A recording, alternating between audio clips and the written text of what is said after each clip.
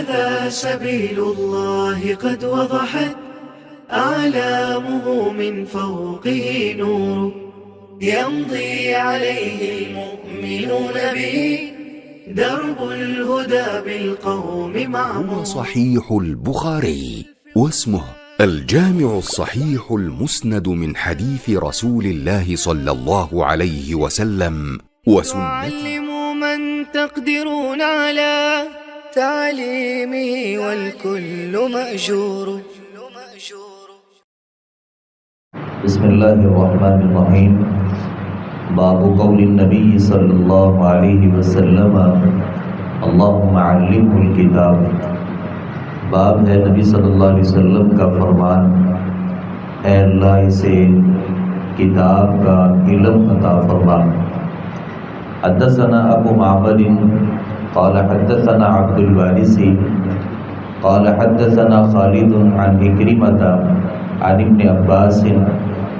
ابن عباس رضی اللہ عنہما سے روایت ہے، کہتے ہیں ضمنی رسول اللہ صلی اللہ علیہ وسلم، رسول اللہ صلی اللہ علیہ وسلم نے مجھے اپنے سینے سے لگایا. وقال، اور فرمایا اللہم علم الکتاب، اے اللہ اسے کتاب سکھا دے. امام بخاری نے باب ذکر کیا کہ نبی اکرم صلی اللہ علیہ وسلم نے اپنے صحابی اور رشتہ دار سیدنا عبداللہ بن عباس رضی اللہ عنہما کو ایک دعا دی، اور دعا یہ تھی کہ اے اللہ انہیں کتاب کا علم دے دے. نبی صلی اللہ علیہ وسلم کے یہ صحابی بھی ہیں، اور آپ صلی اللہ علیہ وسلم کی زوجہ سیدہ میمونہ رضی اللہ عنہا، میمونہ رضی اللہ عنہا ان کی خالہ لگتی تھی. ایک دفعہ یہ نبی صلی اللہ علیہ وسلم کے گھر میں رات رہے، اور آپ صلی اللہ علیہ وسلم بیت الخلاء جانے لگے تو دیکھا کہ پانی کا جو اہتمام تھا وہ کسی نے کر دیا. تو آپ صلی اللہ علیہ وسلم جب وضو فرمانے لگے تو پانی دیکھا، سوال کیا کہ یہ پانی کس نے رکھا ہے. تو گھر سے آپ کو بتایا گیا کہ عبداللہ بن عباس ابھی بڑی عمر کے نہیں تھے، چھوٹی عمر تھی، تو بڑے ذہین تھے اور بڑے سمجھدار تھے. اپنی طرف سے ایک خیال پیدا ہوا کہ میں نبی صلی اللہ علیہ وسلم کی خدمت کروں گا. تو پانی کا جو لوٹا تھا وہ رکھ دیا، اور نبی صلی اللہ علیہ وسلم نے جب سوال کیا کہ یہ پانی کس نے رکھا ہے تو آپ کو بتایا گیا کہ یہ عبداللہ بن عباس نے رکھا ہے. تو آپ صلی اللہ علیہ وسلم اس سے خوش ہوئے اور اپنے اس صحابی کے لیے اللہ تعالیٰ سے دعا کی کہ اے اللہ انہیں کتاب کا علم دے دے. مسند احمد میں ایک دوسری حدیث ہے کہ نبی صلی اللہ علیہ وسلم رات کے آخری حصے میں جب نماز پڑھنے کے لیے کھڑے ہوئے تو عبداللہ بن عباس جو تھے، بڑی تھوڑی عمر تھی، نبی صلی اللہ علیہ وسلم آگے کھڑے ہوئے تو یہ عبداللہ پیچھے آگے کھڑے ہو گئے، تو یہ بھی نماز پڑھنے لگے. تو آپ صلی اللہ علیہ وسلم نے ان کو پیچھے سے آگے اپنے ساتھ کھڑا کیا تو نماز پڑھنے لگے. عبداللہ بن عباس رضی اللہ عنہما دوبارہ پھر پیچھے چلے گئے. تو بعد میں نبی صلی اللہ علیہ وسلم نے ان سے کہا کہ میں تمہیں آگے کھڑا کر رہا تھا اور تم پیچھے چلے جاتے تھے. تو چونکہ بچے تھے، زیادہ عمر نہیں تھی، اپنی طرف سے اجتہاد کیا اور کہا کہ اللہ کے نبی میرے لیے مناسب نہیں تھا کہ آپ اللہ کے نبی ہیں اور میں ظاہراً نبی نہیں ہوں تو میں آپ کے برابر کھڑا ہو جاؤں، مجھے یہ بات پسند نہیں تھی. تو بہرحال آپ صلی اللہ علیہ وسلم نے اس موقع پر اللہ رب العالمین سے دعا کی کہ اے اللہ اسے علم میں زیادہ کر دے، فقاہت میں زیادہ کر دے اور سمجھداری میں زیادہ کر دے.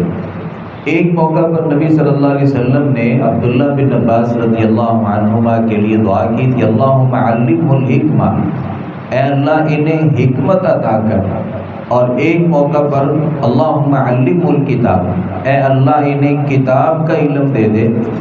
یہی وجہ ہے کہ سیدنا عبداللہ بن عباس رضی اللہ عنہما نبی صلی اللہ علیہ وسلم کی اس دعا کی وجہ سے صحابہ کرام رضوان اللہ علیہم اجمعین میں بہت بڑے صحابی تھے، اور اللہ رب العالمین نے ان کو بڑی سمجھ عطا کی تھی، اور ان کو اللہ رب العالمین نے کتاب کا بڑا علم دیا تھا کہ صحابہ کرام میں حبر الامہ، امت کے جو بڑے عالم دین تھے عبداللہ بن عباس رضی اللہ عنہما ان صحابہ کرام میں سے ایک صحابی تھے۔